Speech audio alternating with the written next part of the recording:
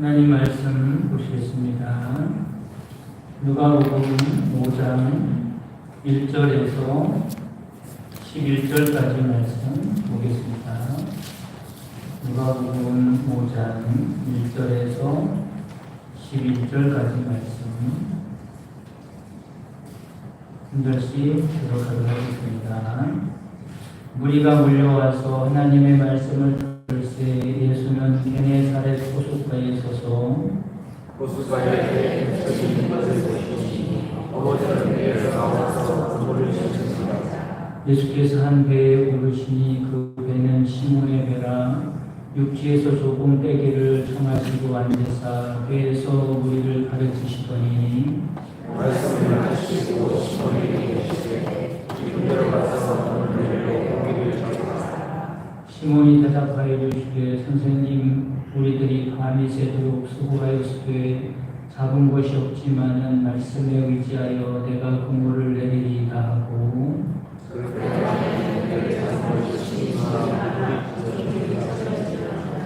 이에 다른 배에 있는 동무들에게 손짓하여 와서 도와달라 하니 그들이 와서 두 배의 체험에 잠기게 되었더라.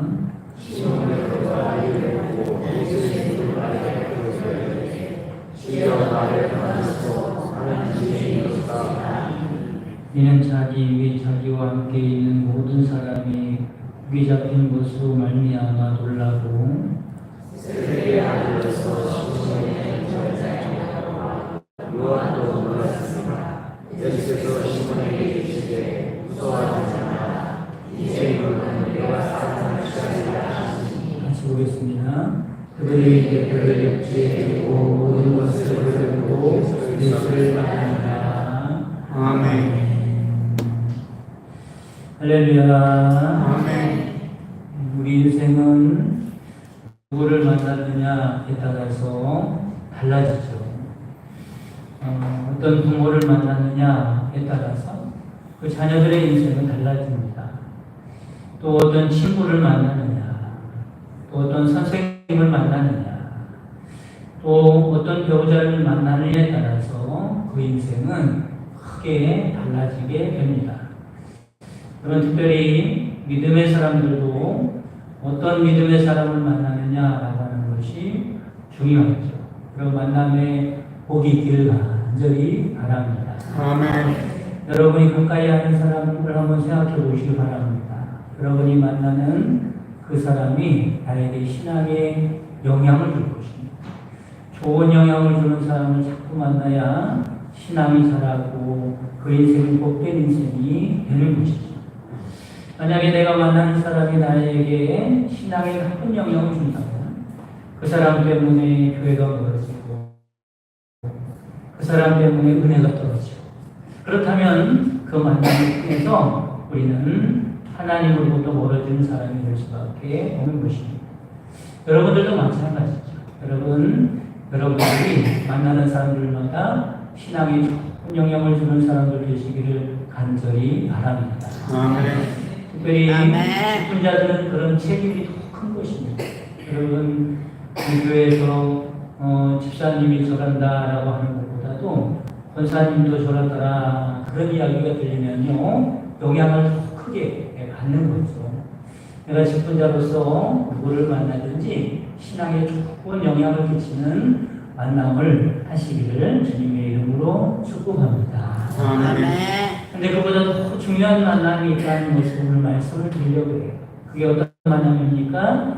예수님과의 만남인 줄 믿으시기를 바랍니다. 아멘. 역사상 수많은 사람들이 예수님을 만남으로 인생에 놀라운 변화가 일어났죠. 12사도들은 물론이고 성경의 수많은 인물들이 그랬습니다. 그의 많은 역사적인 인물들이 예수님을 만나고 그 인생이 바뀌게 되었고 귀하게 쓰임받는 사람이 되었습니다. 그리고 이런 일은 예수님을 만나는 이 일은 그때만 역사 속에서만 성경 안에서만 있는 것이 아니라 지금도 계속되고 있음을 믿으시기를 간절히 바랍니다. 아멘. 그래서 우리들도 어떻습니까? 그 무엇보다도 예수님을 만나는 사람들이 되어야 할 줄 믿으시기를 바랍니다. 아멘.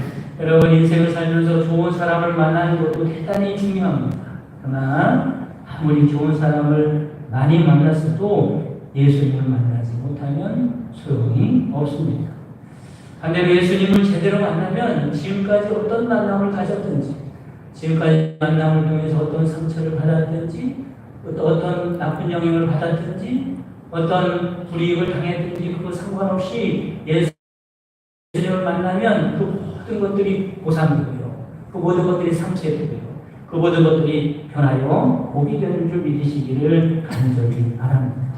그래서 우리는 예수님과의 만남을 귀하게 여겨야 합니다. 예수님과의 만남보다 위대한 만남은 없는 것이다 라고 하는 거죠. 그런데 우리가 예수를 만나는데 유의할 사항이 있습니다. 그럼 예수님을 만날 때 어떻게 만나냐라고 하는 거죠.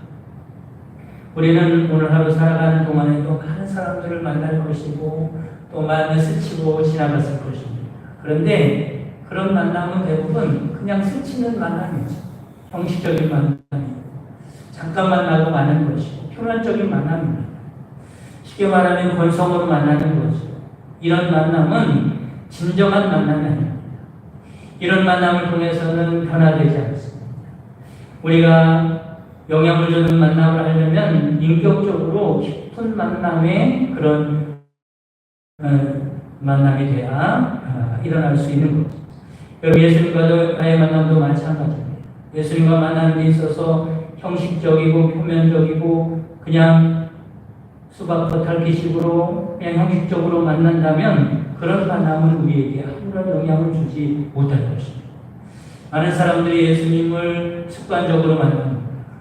교회에 그냥 출석만 하는 거죠. 그리고 신앙을 고백하기도 하지만 건성으로 합니다. 예수님과의 만남도 진정한 만남이 되어야 합니다. 정말로 생생하게 깊은 만남이 되어야 합니다. 그래야 예수님이 우리 인생 가운데 영향을 주기도 하고 변화를 일으키는 놀라운 역사가 있는 줄 믿으시기를 바랍니다. 죽은 인생이 영생을 얻는 인생으로 바뀔 것입니다. 저주의 인생이 축복의 인생이 될 것입니다. 실패의 인생이 성공의 인생으로 바뀌게 될 것입니다. 어둠의 인생은 빛의 인생이 될 것입니다. 무의미한 인생이 유의미한 인생이 될 것입니다. 무가치한 인생이 가치 있는 인생으로 변화되는 역사가 있게 될 것입니다. 어떻게 되면 그렇다고요? 예수님과 정말로 만나면 그렇게 되는 것입니다. 우리가 신앙생활 하는 것은 왜 신앙생활 하느냐? 예수님과 만나기 위해서 신앙생활 하는 줄 믿으시기를 바랍니다. 이런 결정적인 만남의 순간이 많을수록 그 인생은 새롭게 될 것입니다. 그 인생은 놀라운 변화가 있게 될 것입니다. 오늘 본문에 등장하는 베드로는 일생 중에 예수님과의 이런 만남이 계속되었던 사람입니다. 그럴 때마다 그는 인생의 큰 변화를 체험했습니다. 중요한 인생의 전환점을 맞이했습니다. 저와 여러분에게도 예수님과의 이런 놀라운 만남이 있기를 주님의 이름으로 축복합니다. 한 번 만나고 마는 게 아니라, 한 번 은혜 받고 마는 게 아니라, 여러분 다른 것은 몰라도 예수님과의 만남이 지속되는, 계속되는 은혜가 있기를 주님의 이름으로 축복합니다. 아멘. 베드로도 사실 예수님과의 만남이 표면적인 만남일 때가 있었죠. 요한복음 1장에 보면 그런 기록이 나옵니다. 이런 만남 후에 베드로는 수개월 동안 예수님을 따르지 않았습니다. 예수님이 이 베드로의 인생 가운데 별 변화 없이 늘 하던 대로 갈릴리 바다에서 어부 생활을 하고 있었습니다. 예수님과의 만남이 별 의미 없는 만남이었기 때문에 그렇습니다. 그러다가 본문의 사건을 계기로 예수님을 다시 만나게 됐죠. 이 만남은 그 전의 만남과는 다른 만남이었습니다. 뜨거운 만남이었습니다. 진실된 만남이었습니다. 진정한 만남이었습니다. 이 만남으로 베드로의 인생이 완전히 바뀐다는 것을 알 수 있습니다.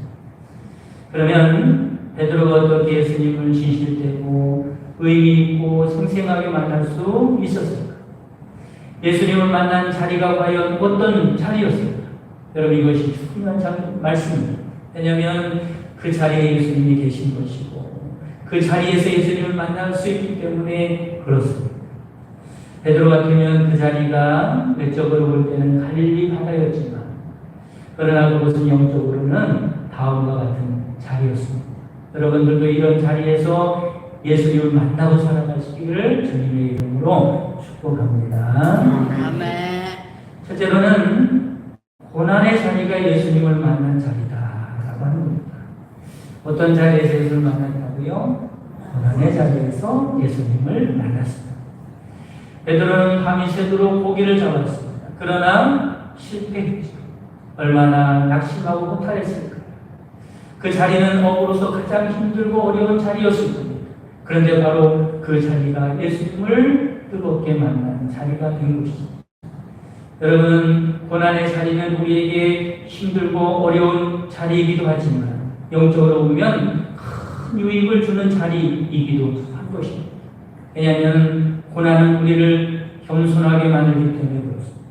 고난은 우리를 예수님에게 인도하기 때문에 그렇습니다. 여러분, 사람이요 하는 일이 잘 되고 형통할 때는 교만해지기 쉽죠. 그런 사람을 보면 이렇게 표현합니다. 눈에 뵈는 게 없구만. 그렇게 표현해. 교만해지면 그렇습니다. 특별히 누가 보이지 않아요? 예수님 보이지 않습니다. 그래서 성공의 자리는 기뻐할 자리이기도 하지만 영적으로 매우 경계해야 할 자리입니다. 왜냐하면 하나님이 멀어지고 심지어는 하나님을 잊어버릴 수 있는 위험한 자리이기 때문에 그렇습니다. 근데 여러분, 고난 중에는 예수님이 보이는 것입니다. 예수님이 곁에 없어서 아무것도 것이 아니라 교만해지면 아무것도. 하지만 겸손해지면 예수님이 보입니다. 고난 중에 예수님이 보입니다. 예수님을 의지하게 됩니다. 이때 예수님을 만나면 고난 중에 예수님을 다시 발견하게 되는 거죠. 여러분, 그렇습니다. 때로는 실패의 자리, 고독의 자리, 고통의 자리, 고난의 자리, 이것이 위기같지만 오히려 예수님을 만나는 기회의 자리를 믿으시기를 바랍니다. 위기라는 말이지, 위기라는 말을 한자로 보면 재미있더라고요. 위기라는 말이 어떤 뜻이냐면 위험하다 이런 뜻이죠. 위기할 때 위는 위험하다. 기는 기회가 된다 이런 뜻입니다. 그러니까 위험하지만 기회라는 뜻이죠. 영어로는 어떤 뜻을 갖고 있냐면 분기점이다, 전환점이다 이런 뜻이 있습니다. 분기점이 무엇이냐면 이 일을 통해서 잘 될 것이냐 망할 것이냐라고 하는 갈림길에 서 있다. 뭐가 그렇다는 거예요? 고난이 그렇다. 고난. 이 고난 때문에 너의 인생은 망할 수도 있고 이 고난 때문에 내 인생은 성공할 수도 있는 그 갈림길에 놓인 그것이 바로 위기고 고난이다. 특별히 고난은요, 하나님을 만나서 크게 변화될 수 있는 기회임을 믿으시기를 바랍니다. 저도 목회를 하다 보면 제 삶이 있지 않습니까? 살다 보면 어려움을 겪을 때가 있어요. 근데 하나님께서 저에게 어려움을 줄 때 그냥 지나가는 법이 없더라고요. 그 어려움을 통해서 뭔가 하나씩 꼭 배우게 만드시고 내 영적으로 성장하게 만드는 그런 계기가 되더라고요. 여러분, 다윗을 한번 보시기 바랍니다. 그는 사울에게 쫓겨서 많은 핍박과 고난을 당했습니다. 죽음의 위기도 여러 번 겪었죠. 그런데 그때마다 위기 가운데 하나님을 찾았습니다. 하나님께 무릎을 꿇었습니다. 그랬더니 하나님이 보호하시고 인도하시죠. 하나님을 만나게 되는 경험을 하게 됩니다. 이럴 그가 이렇게 노래하죠. 10편 18편 2절에서 2절에 보면 나의 힘이 되신 여호와여 내가 주를 사랑하나이다. 여호와는 나의 반석이시요 나의 요새시요 나를 건지시는 자시요 나의 하나님이시요 나의 피할 바위시요 나의 방패시요 나의 구원의 뿌리시요 나의 산성이요. 그는 고난 가운데 하나님이 반석됨을 알게 됐습니다. 하나님이 요새요 건지시는 자요 힘이신 줄 경험했습니다. 그분이 바로 나의 하나님이라는 사실을 확인하게 됐습니다. 어디서 그랬다고요? 고난 가운데 그랬다. 그래서 역설적으로 이런 고난이 없었으면 다윗은 이런 믿음의 사람이 될 수가 없었습니다. 그러면 여러분, 실패했다고 낙심하지 마시기 바랍니다.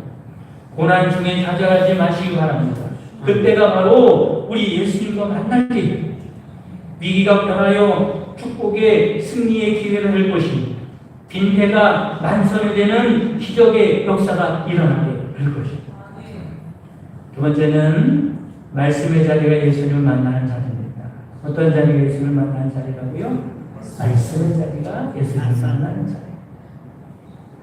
베드로가 허탕을 치고 그물을 씻은 후에 집으로 돌아가려고 할 때 예수님께서 군중을 몰고 오시죠. 그런데 말씀을 전하는데 필요하니 배를 빌려달라고 합니다.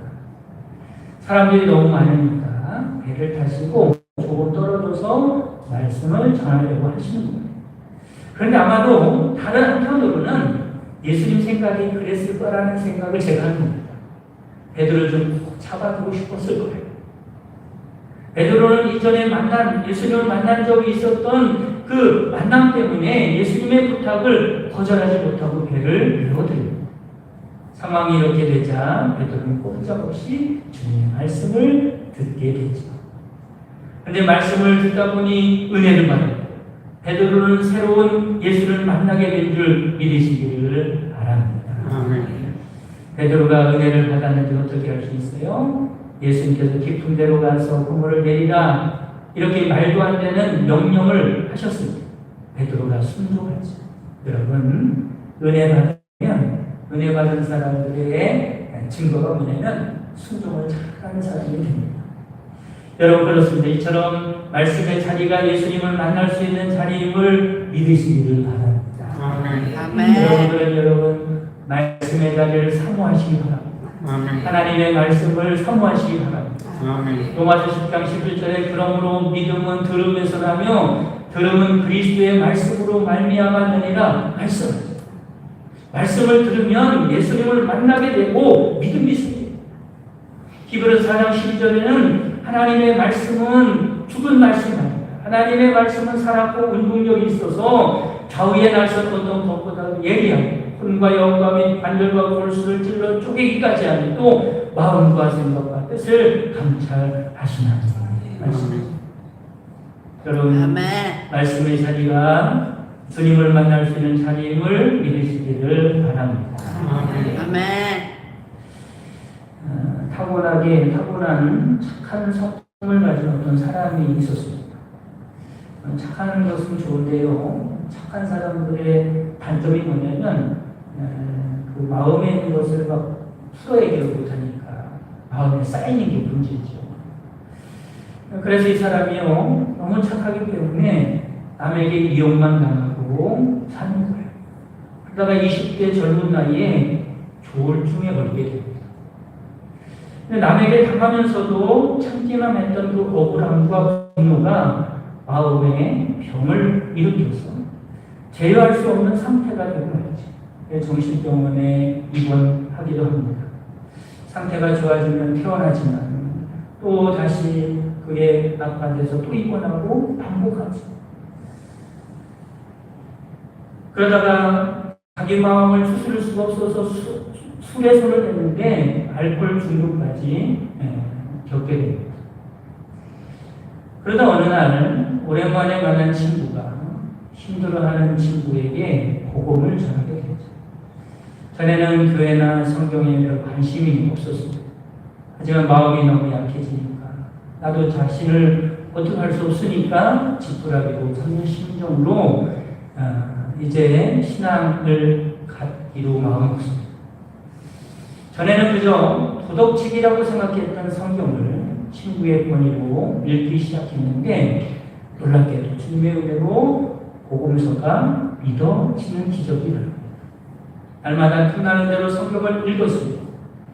그런데 나를 위해서 예수님이 모든 고난을 당하셨고 그로 인해서 내가 구원을 받았다는 사실이 믿어집니다. 이 믿음과 함께 신앙생활을 시작하게 됩니다.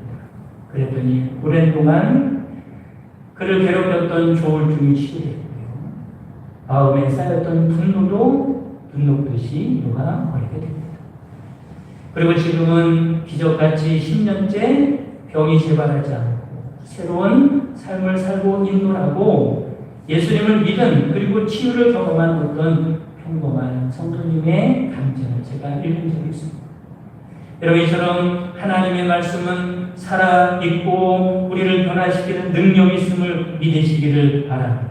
아멘. 또한 병든 영혼을 고치고 마음을 위로하고 치료하는 능력이 있음을 믿으시기를 바랍니다. 아멘. 여러분, 하나님의 말씀의 자리에서 예수님을 특히 만나는 기적과 변화를 체험할 수 있는 여러분 되시기를 간절히 바랍니다. 아멘. 세 번째는 순종의 아멘. 자리가 예수님을 만나는 자리입니다. 어떤 자리라고요? 순종의 자리.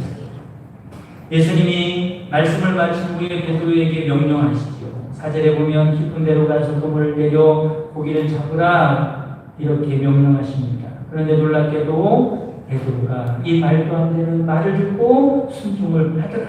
5절에 보니까 선생님 우리들이 밤이 새도록 수고하였으되 잡은 것이 없지만 말씀에 의지해 내가 그물을 내리리.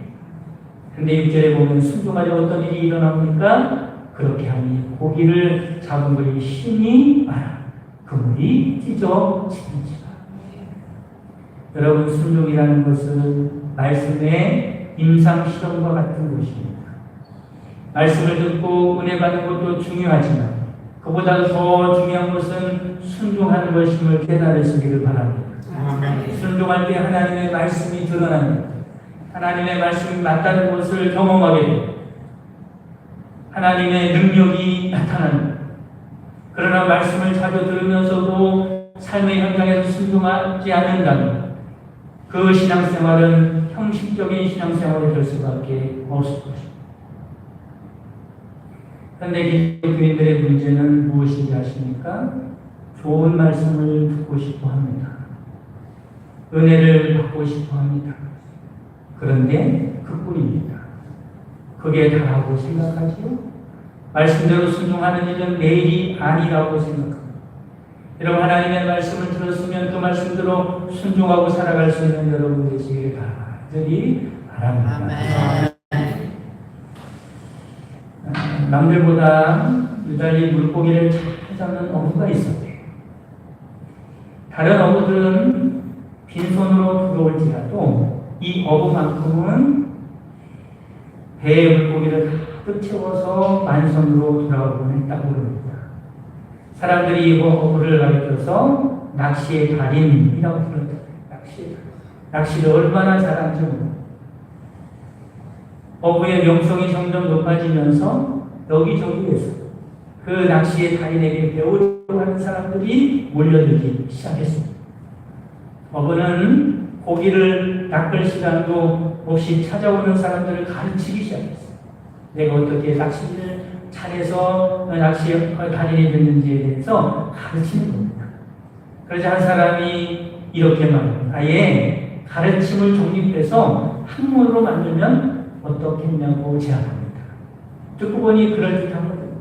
내가 가르치는 게 한계가 있잖아요. 그래서 이것을 정리해서 책으로도 내고 학문으로 만들면 좋겠다 이렇게 생각해요. 그 어부는 낚시학이라고 하는 학문을 만들게 됩니다. 제자들이 점점 많아지는 어느덧 낚시 대학이 생기게 이렇게 바쁘게 낚시학을 가르치다 보니 어부는 매우 오랫동안 바다에 나가서 낚시를 하지 못했어요. 가르치는 일이 너무 바쁘니까. 마침내 모든 일을 다 마치고 은퇴한 어부는 그때서야 바다로 나갈 수 있게 되었습니다. 그런데 이게 웬일입니까? 바다에 나가서 자신이 알고 있는 대로 가르치던 대로 낚시를 하지만 아무리 낚시질을 해도 고기를 잡을 수가 없는 머리로만 낚시를 기억했던 어부, 이제 더 이상 낚시의 달인이 아니었습니다. 그런 말씀도 마찬가지입니다. 말씀을 아는 것도 중요하지만 더 중요한 것이 있는데 그게 뭐냐면 삶 가운데 말씀대로 행하는 것입니다. 내가 말씀을 얼마나 많이 들었는가, 얼마나 많이 알고 있는가 라고 하는 것이 중요한 게 아니라 얼마나 그 말씀대로 순종하고 살아가는가 라고 하는 것이 중요한 것입니다. 하나님의 말씀에 순종할 때 능력이 나타남을 믿으시기를 바랍니다. 하나님의 말씀에 순종하고 살아갈 때 예수님을 만날 수 있는 줄 믿으시기를 바랍니다. 만약에 말씀을 많이 듣고 예수님을 만나지 못한다면 그의 삶에 변화가 없다면 그 사람은 말씀대로 살지 않았기 때문에 그렇습니다. 순종하지 않았기 때문에 그런 것입니다. 사랑하는 여러분, 기독교는 체험의 종교입니다. 그래서 신앙을 하러 가지 않습니다. 체험의 종교. 지식과 이론이 기본적으로 필요하긴 하지만 그것으로는 부족합니다. 지금도 실존하시는 하나님, 살아계시는 하나님을 만나야 합니다. 그냥 건성으로 형식적으로 만나는 것이 아닙니다. 때마다 살아계신 하나님을 뜨겁게 만나고 체험하는 것이 필요한 것입니다. 당선 여러분, 베드로와 같이 고난의 자리에서, 말씀의 자리에서, 순종의 자리에서 주님을 만나 변화된 삶을 살아가는 여러분 되시기를 주님의 이름으로 축복합니다. 주기도 원하시고 예배를 마치겠습니다. 하늘에 계신 우리 아버지여, 이름이 거룩히 여김을 받으시오며 나라의 마음이시며 뜻이 하늘에서 이룬 것 같이 땅에서 이루어지이다. 오늘날 우리에게 양식을 주옵시고 우리 가운데 죄진 자를 사하여 줄 같이 우리 죄를 사하여 주옵시고 우리를 시험에 들게 하지 마옵시고 다만 악에서 구하옵소서. 내 나라와 권세와 영광이 아버지께 영원히 싸우리이다. 아멘.